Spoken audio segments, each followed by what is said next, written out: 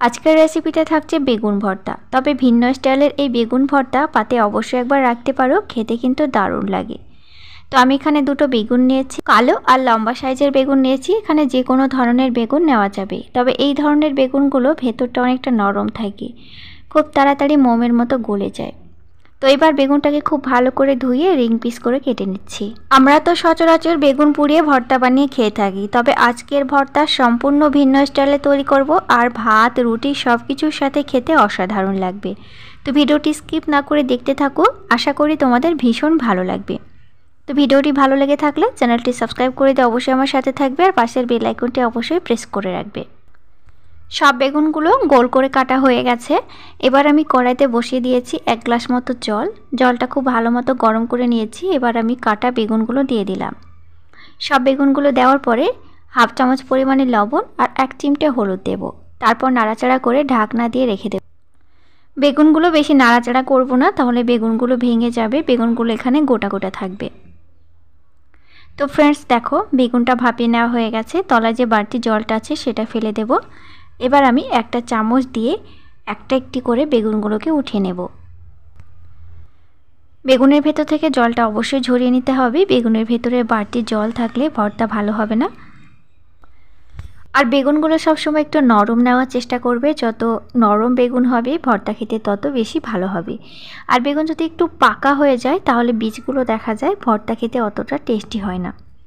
তো সব বেগুনগুলো উঠিয়ে নেওয়া হয়ে গেছে। কড়াইতে 3 চামচ সরষের তেল গরম করে নিয়েছি। এবার উপর থেকে দিচ্ছি একটি কুচি করা পেঁয়াজ, 3-4টে রসুনের কোয়া কুচি করা, আর দিচ্ছি কাঁচা লঙ্কা একটি। ভর্তাতে আমি পরে লঙ্কা ব্যবহার করব, তো এখানে আমি অল্প করে লঙ্কাটা দিলাম।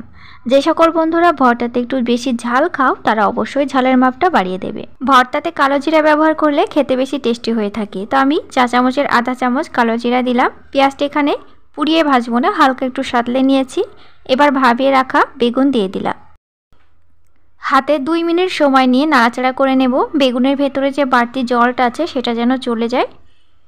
তো আমি এখানে ঢাকবো না, হালকা হাতে 2 মিনিট নাড়াচাড়া করে নেব। যখন বেগুনটা শুকিয়ে আসবে তখন একটি পাত্রে উঠিয়ে নেব। বেগুনটাকে একটি পাত্রে ঠান্ডা করে নিয়েছি। সাথে নিয়েছি 2টো শুকনো লঙ্কা, ধনিয়া পাতা কুচি আর কাঁচা পেঁয়াজ কুচি। তো এখানে তোমরা রসুনটাকে পুড়িয়েও দিতে পারো, তবে রসুনটা আমি আগে ব্যবহার করেছি। লঙ্কার মাপটা তোমরা অবশ্যই বাড়িয়ে দিতে পারো যদি ঝালটা বেশি খেতে চাও। লঙ্কাটাকে হাত দিয়ে ডলে এবার আমি গুঁড়ো গুঁড়ো করে নেব। তারপর সবগুলো একসাথে হাত দিয়ে চটকে ডলে মেখে নেব।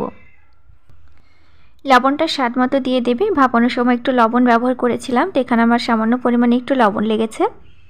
তারপর হাত দিয়ে ডলে যখন চটকে মাখানো হয়ে যাবে তখন দিয়ে দেবো কাঁচা সর্ষের তেল আরও 1 চামচ। তবে সর্ষের তেলটা এখানে না দিলেও হবে, আগে থেকে যেহেতু তেলে আমি ফ্রাই করে রেখেছি। তবে তেলটা দিলে খুব সুন্দর ঘ্রাণ পাওয়া যায়।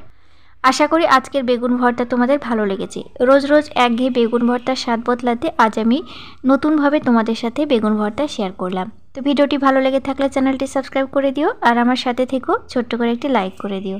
Thank you.